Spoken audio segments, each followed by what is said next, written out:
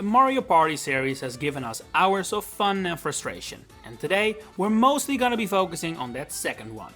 For every single game, we're gonna pick the worst board available, which sometimes means the least good of all great maps, and sometimes the absolute worst of a pile of trash. Let's get this party rolling on the Nintendo 64, with of course the first Mario Party.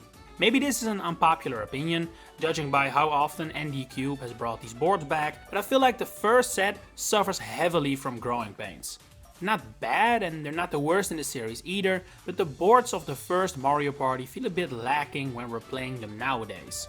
It is understandable and forgivable, don't get me wrong, but more than 20 years on, these boards don't hit the same.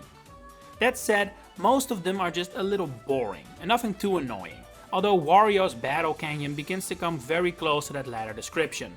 This is the first in a mediocre line of segmented boards that are separated in multiple, usually identical sections, and let's just say, this design just doesn't work. Getting from segment to segment is an absolute hassle. It's way too random, which makes it basically impossible to come up with any strategy whatsoever.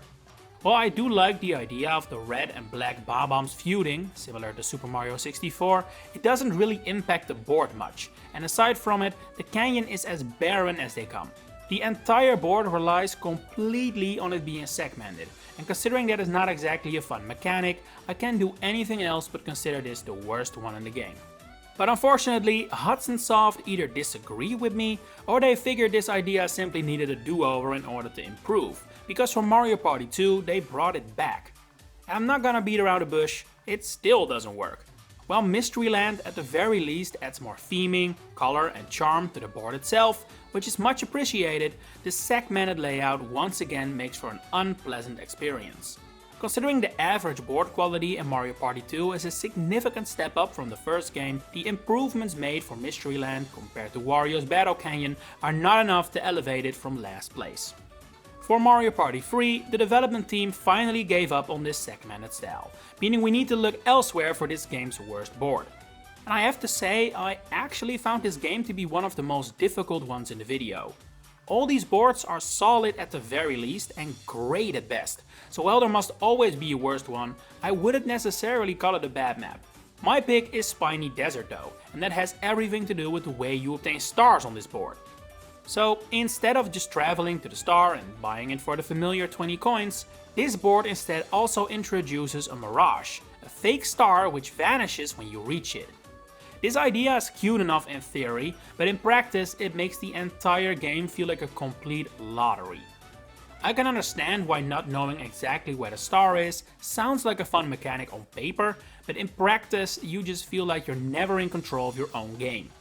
Your decisions, your strategy, your achievements, they don't really matter, because at the end of the day, whether the star is the real deal or a mirage is purely luck. It ruins the board really, especially on later playthroughs. We move on to the GameCube next for Mario Party 4. Maybe it's nostalgia, it very well might be, but for me, this always felt like the golden age of Mario Party games. And while the fourth entry is not what I would consider the absolute pinnacle, it is definitely of a similar quality level as Mario Party 3 in my opinion, meaning we once again find a solid set of boards, none of which are too terrible. And it also goes for Toad's Midway Madness, which is a perfectly fine board, far from the worst in this video, but it does have some strange design decisions that can seriously hinder your playing experience. For starters, it's quite heavy on the mini mega mechanic of Mario Party 4 for fun moments, which wasn't exactly the best thing the series has ever introduced. More actually annoying are the teacups, particularly the ones at the start of the map. So the way these work is that the direction they take you in changes after people before you have ridden on it. Which means that at the start of the game, if you're the last one to arrive here, you might find yourself walking in a circle for several turns on end. And if you're truly unlucky, this can go on for way longer than you might think. I have once been stuck here for I believe it was 10 turns. That shouldn't be possible. The teacups themselves aren't necessarily the worst thing ever, but they really should not have been placed so early on in the board. Next is Mario Party 5, which is among my favorites, although I am not too blinded to admit the boards in this game aren't the absolute peak of the series. They're good, definitely above average, but not the pinnacle either, I would say. What I do want to know is why the hell this game brought back the segmented board design. And not just once, but twice. Both Future Dream and Rainbow Dream have a structure similar to Mysteryland and Wario's Battle Canyon. And while I will say that these two are fast improvements over those previous iterations, I still believe this is simply less enjoyable than the regular board design we know and love. That said, Future Dream does a pretty decent job of fixing the majority of the problems with the structure, so my vote for worst one goes to Rainbow Dream. It's not terrible and it's not very annoying either, but it is unbelievably bland. It's devoid of life and character in both the theming and the layout, both of which are concepts we have not seen once but twice before. And while a board set in space is hardly revolutionary either, the little events and moments that can happen in Future Dream are way more fun and exciting than what Rainbow Dream has to offer, I'd say. On to the 6th entry, which, together with 7 and 3, I would consider among the best Mario Party games of at least the old days.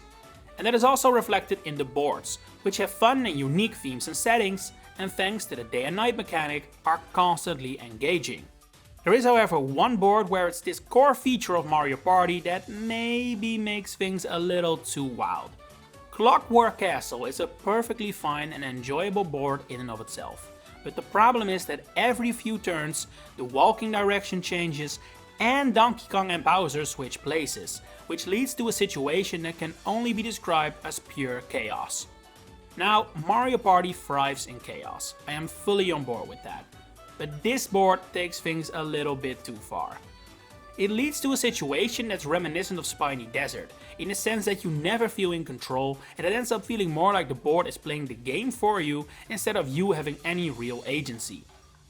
It's just all a bit too much, and it results in something that can quite easily make games feel like a bit of a cluttered mess. Since Mario Party Advance doesn't really have boards, we continue with the next numbered entry, Mario Party 7. In my opinion, this game has the best set of boards out of the entire series, with some fantastic theming, great layouts, and fun and unique objectives and mechanics. I actually still really like the worst board in this game, but I also knew immediately which one it had to be. Pyramid Park. This board revolves entirely around star stealing instead of obtaining, which is something I quite like for a change, but it's definitely controversial and leads to annoyance among your playing party even quicker than normal Mario Party does.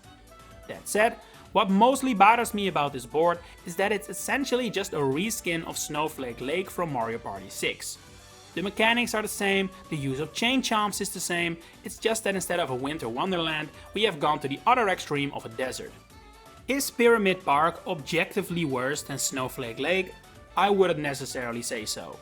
But we don't play these games in a vacuum, simple as that. And with how creative the other boards in Mario Party 7 are, this one does stick out a little as being uncreative.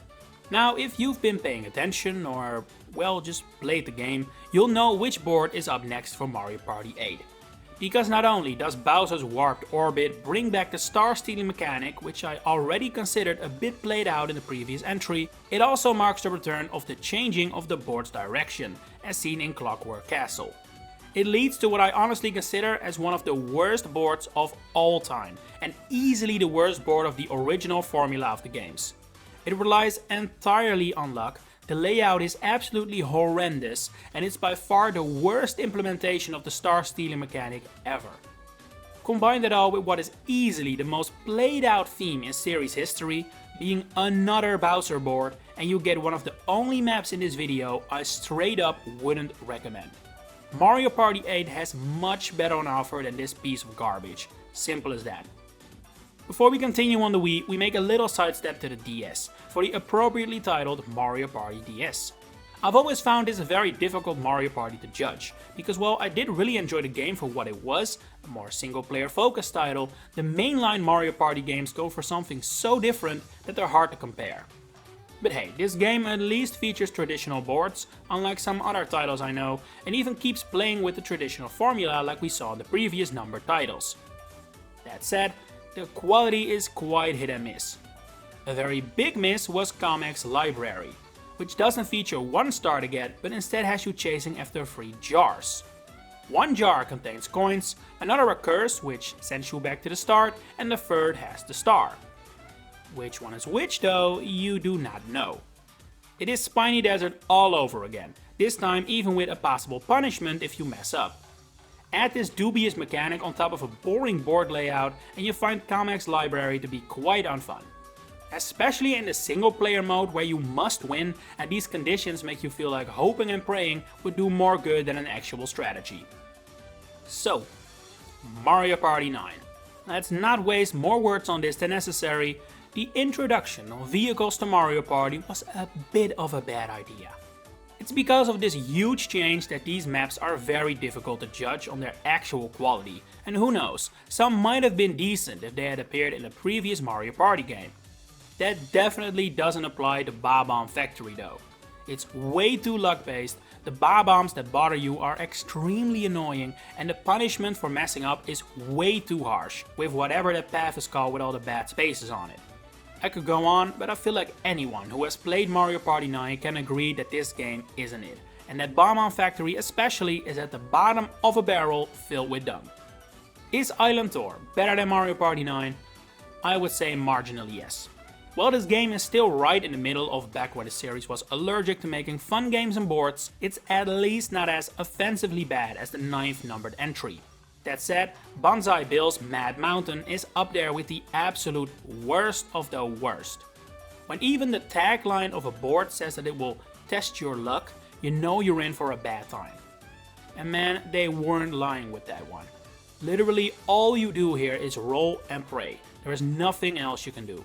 No strategy, tactic or plan can save you from the woes of this board.